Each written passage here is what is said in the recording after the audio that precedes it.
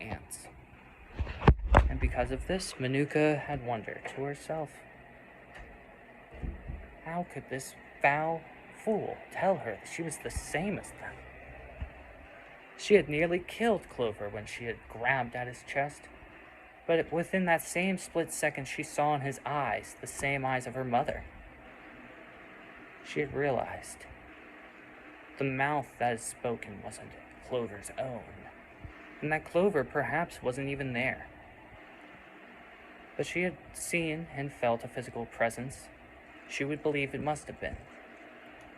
Clover, the male wasp of many, many hives before that would always be killed. Always the ones that wanted peace and unity would be killed.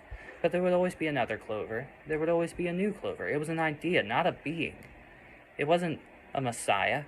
It was a thought process. And that was Clover. Clover was just one wasp of many that came to Manuka. And he was the only one that was able to tell her to stop feeling joy in their suffering. But unfortunately, never would Manuka stop. She would kill and torture, but she wouldn't do it with joy any longer. The pain of her pure rage and pure dread from having known what had happened to her larvae, to her people. All to her for no reason, but to the Titan, a reason it known. It was because of the Titan that everything would be destroyed, and yet the Titan wanted to create, wanted to protect, wanted to nurture. But it was no better than a usurper, no better than a killing machine. And that was what it used to be. It never cared about anything else. It would just kill all around it for the joy, to keep trophies, to feel.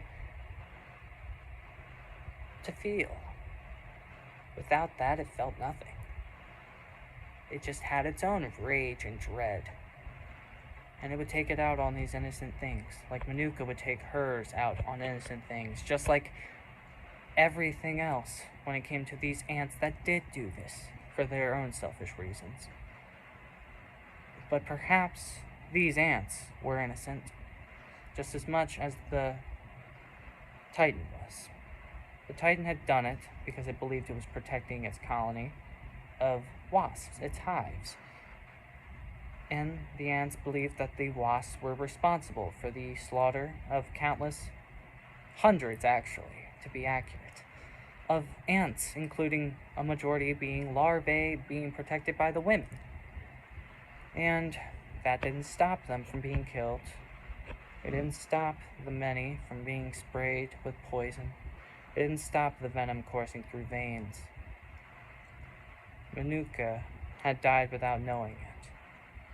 And she kept going as the wind and fire, burning new colonies as she followed as a singular eye in the wind, until her hand outstretched, ripping through the earth, becoming fire, and burning everything around her. And that was because Manuka needed to do it.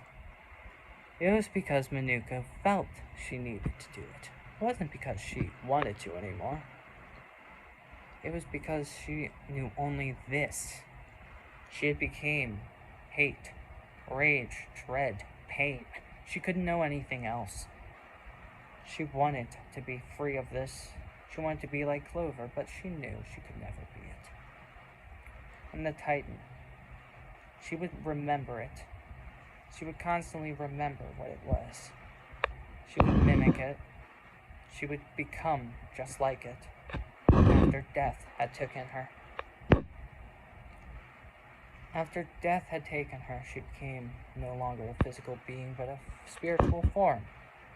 And Clover was an idea in every single little wasp, or ant, or bee, or any single creature that had peace in its heart.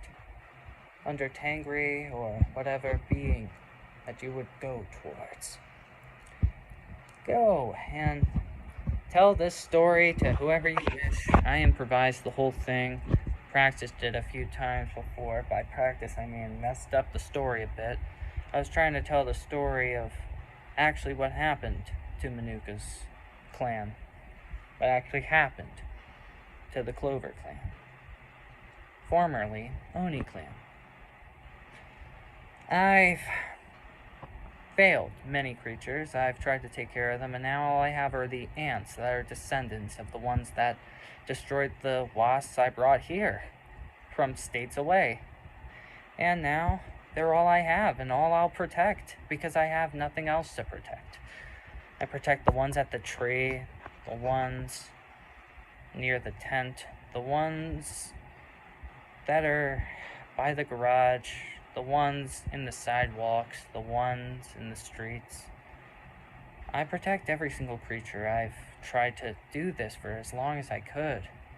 And truly, hatred for certain creatures would grow while trying to protect others, but by the end of it, all I'd know is I'd do nothing and watch as everything else would possibly suffer. This is a statement from that Titan. This is the ending of that story. And that was foretold. It'll be the future, it'll be the past, it's presently happening. No matter how many people are being senselessly slaughtered, no one will really care. It's not their people. It's not their place to have to deal with your own suffering. Why should I care about you? Why should anyone? Why should you care about me? Why should anyone be cared about? And then, because of that dread and rage, you would become more apathetic. You'd become more selfish, yet also selfless. You wouldn't care about yourself. You wouldn't care about anything. You would just do nothing and sloth around, or you would be so cynical, you would just judge everything silently and walk around doing nothing. And yet wandering aimlessly, wondering what you were, wondering what it is. This is going to be a long-winded 20-minute video for something like this. Anyway, back to a story. A quick 1-minute story that should end at the 20-minute mark. Clover was a simple little wasp. He came to Manuka. Manuka was enraged. Her rage would never cease, yet Clover's love would grow. He constantly wanted peace and unity and would spread this throughout other colonies. He was a part of Manuka's people. That is why Manuka had seen her mother's eyes. She had thought she was alone. She never realized she was just one single settlement, while the others were truly colonies spread out. They just never were connected. They just never knew, because they didn't care to look into Manuka's clan, or because Manuka's clan was never meant to have fallen. Without a response, they must have assumed something, but Clover itself knew never about that. All it wanted was to come to Manuka. It felt this draw to her, not because of the honey, but because it felt the need to save her. Would she be saved? No. Would she be happy? Never.